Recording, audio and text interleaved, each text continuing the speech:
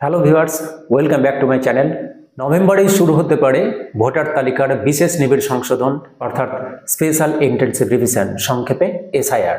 বিহারে যখন এসআইআর প্রক্রিয়ার অর্থাৎ ভোটার তালিকার বিশেষ নিবিড় সংশোধন প্রক্রিয়ার নোটিশ জারি হয়েছিল, তখন থেকে বাংলার মানুষ চিন্তায় ছিল এবং তার পরবর্তী সময়ে বিশেষত নির্বাচন কমিশনের যারা আধিকারিক এবং বিশেষ কোনো দু একটি রাজনৈতিক দল পশ্চিমবঙ্গে সে রাজনৈতিক কারণে হোক বা অন্য কোনো কারণে হোক তারা প্রচার করেছিলেন যে পশ্চিমবঙ্গে ভোটার তালিকার এরকম একটা বিশেষ নিবিড় সংশোধন হতে যাচ্ছে এবং এই নিয়েই তারা সকলে চিন্তিত হয়েছিলেন যে এই এসআইআর প্রক্রিয়া চলাকালীন যে এনুমারেশন ফর্ম তাদের দেওয়া হবে, অর্থাৎ বিএলওরা বাড়ি বাড়ি গিয়ে যে এনুমারেশন ফর্মটা দেবেন, সেই এনুমারেশন ফর্মে যে 11টা নথির কথা বলা হয়েছে, সেই 11টা নথির মধ্যে কোন কোন নথি তারা জমা করবে এবং সেই নথিগুলো তারা কেন জমা করবে বা কারা কোন নথি জমা করবে, এই সমস্ত বিষয়গুলো নিয়ে তাদের একাধিক প্রশ্নচিহ্ন দাঁড়ায় তাদের মনের মধ্যে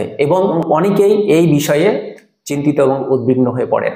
ভোটার তালিকার বিশেষ নিবিড় সংশোধন বিহারে যখন শুরু হলো, তারপরে অনেক মামলা সুপ্রিম কোর্টে গেল, সেই সুপ্রিম কোর্টে ওই মামলা নিয়ে শুনানি হয়েছে এবং দু একটা বিষয়ে অর্থাৎ তাদের যে নোটিশ এসআইআর প্রক্রিয়ার জন্য যে নোটিশটা জারি হয়েছিল বিহার রাজ্যের ক্ষেত্রে, সেক্ষেত্রে একটা বিষয় সংযুক্ত করতে বলেন সুপ্রিম কোর্ট।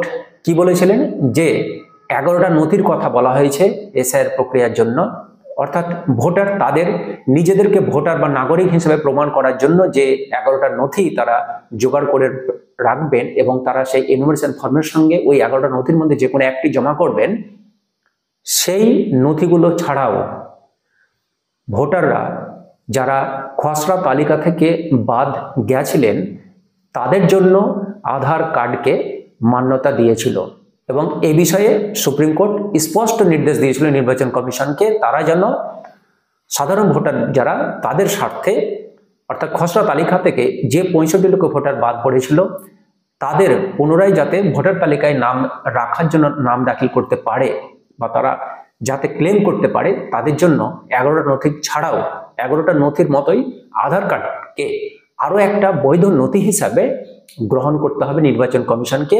এই বিষয়ে নির্বাচন কমিশনকে স্পষ্ট নির্দেশ দিয়েছিলেন সুপ্রিম কোর্ট। এই ভিডিওতে আমরা জানব পশ্চিমবঙ্গবাসী কি কি নথি জোগাড় করে রাখবে, অর্থাৎ এনুমারেশন ফর্মের সঙ্গে তাদের কোন কোন নথি লাগবে, সেই বিষয়টা আমি এই ভিডিওর মাধ্যমে জানানোর চেষ্টা করছি।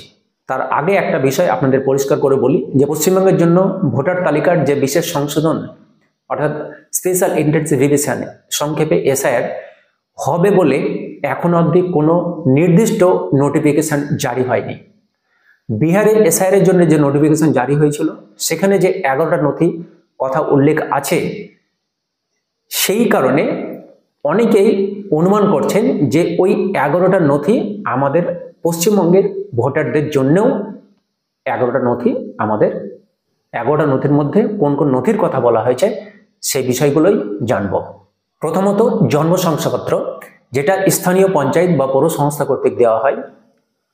দ্বিতীয়ত কি ডোমিসাইল সার্টিফিকেট, যেটা নাগরিকদের পার্মানেন্ট রেসিডেন্ট সার্টিফিকেট বলা হয়। এই সার্টিফিকেট জেলা শাসকের অফিস থেকে দেওয়া হয়। সরকারি কর্মচারীদের ক্ষেত্রে তাদের কর্মচারী হিসেবে যে নথি আছে সেটি তারা দেখাতে পারেন এবং যারা রিটায়ার্ড পার্সন অর্থাৎ অবসরপ্রাপ্ত কর্মচারী যারা, তারা তাদের পেনশনের কাগজপত্র নথি হিসাবে দেখাতে পারেন। এডুকেশনাল সার্টিফিকেট, কোনো ভোটার তার নিজস্ব এডুকেশনাল সার্টিফিকেট বৈধ নথি হিসাবে দেখাতে পারেন। আবার পাসপোর্টও দেখাতে পারেন। ভারত সরকার স্বীকৃত, ভারত সরকার প্রদত্ত যে পাসপোর্ট, সেই পাসপোর্টও বৈধ নথি হিসাবে আমরা এনুমারেশন ফর্মের সঙ্গে আমরা এটা দিতে পারি এবং এটাকে বৈধ নথি হিসাবে দেখাতে পারি। জাতিগত শংসাপত্র, অর্থাৎ যারা এসসি তারা তাদের এসসি সার্টিফিকেট দেখাবেন, যারা এসটি অর্থাৎ শিডিউল ট্রাইব তারা তাদের ট্রাইব সার্টিফিকেট দেখাবেন এবং যারা ওবিসি তারা তাদের ওবিসি সার্টিফিকেটটা এই এনুমারেশন ফর্মের সঙ্গে সংযুক্ত করতে পারেন। যদি কারো কাছে কোনো এনআরসির নথি থাকে তাহলে তার সেই এনআরসির নথি তিনি শো করাতে পারেন। স্থানীয় সংস্থা কর্তৃক ফ্যামিলি রেজিস্ট্রেশন সার্টিফিকেট শো করাতে পারেন। সরকার দ্বারা দেওয়া জমি বা বাড়ির কোনো কাগজপত্র থাকলে সেটা নথি হিসাবে, বৈধ নথি হিসাবে তিনি দেখাতে পারেন। বন অধিকার আইন অনুযায়ী কোনো ভোটারের কাছে যদি বন অধিকার সনদপত্র থেকে থাকে, সেটাও বৈধ নথি হিসাবে ইলেকশন কমিশন গ্রহণ করবে। 1987 সালের আগে কোনো সরকারি সংস্থা বা রাষ্ট্রায়ত্ত সংস্থা যেমন পোস্ট অফিস, ব্যাংক, LIC এই সমস্ত প্রতিষ্ঠানের যদি কোনো নথি থেকে থাকে, তাহলে এই নথিগুলো তিনি দেখাতে পারেন।